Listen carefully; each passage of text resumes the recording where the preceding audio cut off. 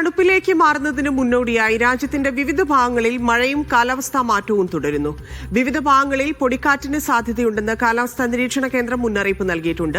Riyadh ഉൾപ്പെടെയുള്ള മേഖലകളിൽ വരും ദിവസങ്ങളിൽ മഴയെത്തും. ഇതോടുകൂടി കൂടുതൽ തണുപ്പിലേക്ക് രാജ്യം മാറും. കാലാവസ്ഥാ മാറ്റത്തിന്റെ ഭാഗമായിട്ടുള്ള ആരോഗ്യ പ്രയാസങ്ങൾ നേരിടാൻ ജാഗ്രത വേണമെന്ന് മന്ത്രാലയം മുന്നറിയിപ്പ് നൽകിയിട്ടുണ്ട്. മിഷാൽ ചേരുന്നുണ്ട്. മിഷാൽ, എന്തൊക്കെ മുന്നറിയിപ്പുകളാണ് നൽകിയിരിക്കുന്നത്?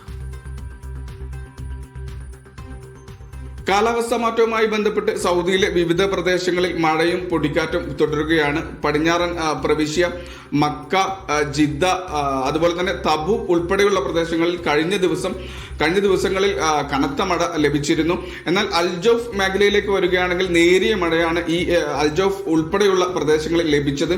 ഹായിൽ, റിയാദ്, കിഴക്കൻ പ്രവിശ്യ തുടങ്ങിയ പ്രദേശങ്ങളിലേക്ക് വരും ദിവസങ്ങളിൽ മഴയെത്തുമെന്നാണ് പ്രതീക്ഷിക്കുന്നത്. ഈ മഴയെത്തുന്നതോടെ രാജ്യം കൂടുതൽ തണുപ്പിലേക്കും കടക്കുമെന്നും കാലാവസ്ഥാ നിരീക്ഷണ കേന്ദ്രത്തിന്റെ അറിയിപ്പിലുണ്ട്. ഈ കാലാവസ്ഥാ മാറ്റവുമായി ബന്ധപ്പെട്ട് മലയാളികളായ പ്രവാസികളടക്കം നിരവധി പേർ ശ്വാസ തടസ്സം അടക്കമുള്ള നിരവധി ആരോഗ്യ പ്രശ്നങ്ങളും നേരിടുന്നുണ്ട്. ഇത്തരം പ്രശ്നങ്ങളെ പരിഹരിക്കാനായി ഇത്തരം കാലാവസ്ഥകളിലേക്ക് ഇറങ്ങുമ്പോഴും പുറത്തേക്ക് ഇറങ്ങുമ്പോഴും മാസ്ക് ധരിക്കാൻ മന്ത്രാലയത്തിന്റെ പ്രത്യേക നിർദ്ദേശമുണ്ട്. അതുപോലെ തന്നെ സൗദിയിലുള്ള എല്ലാവരും പ്രതിരോധ കുത്തിവയ്പ്പുകൾ എടുക്കണമെന്നും നിർദ്ദേശിച്ചിട്ടുണ്ട്. ഇത്തരം പ്രതിരോധ കുത്തിവയ്പ്പുകൾ തവക്കൽന സിഹത്തി ആപ്പ് വഴി ലഭ്യമാകും.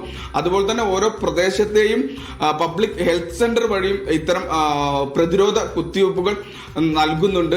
മറ്റൊരു പ്രധാന കാര്യം, നിലവിൽ സൗദി ഉള്ളത് വിദ്യാഭ്യാസ അവധിയിലാണ്. അതുകൊണ്ട് തന്നെ മക്ക, മദീന തുടങ്ങിയ പുണ്യസ്ഥലങ്ങളിൽ അടക്കം നിരവധി സന്ദർശകരാണ്, അല്ലെങ്കിൽ തീർത്ഥാടകരാണ് നിലവിൽ എത്തിക്കൊണ്ടിരിക്കുന്നത്.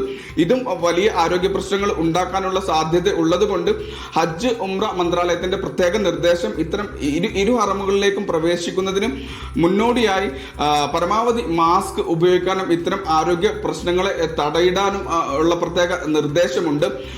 വരും ദിവസങ്ങളിലും കാലാവസ്ഥാ മാറ്റവുമായി ബന്ധപ്പെട്ട മഴ തുടരുക തന്നെ ചെയ്യും. പടിഞ്ഞാറൻ പ്രവിശ്യയിലാണ് നിലവിൽ മഴ പെയ്തുകൊണ്ടിരിക്കുന്നത്. വരും സമയങ്ങളിൽ അത് പതിയെ മധ്യ പ്രവിശ്യയിലേക്കും കിഴക്കൻ പ്രവിശ്യയിലേക്കും കടക്കുമെന്നും കാലാവസ്ഥാ നിരീക്ഷണ കേന്ദ്രം മുന്നറിയിപ്പ് നൽകി.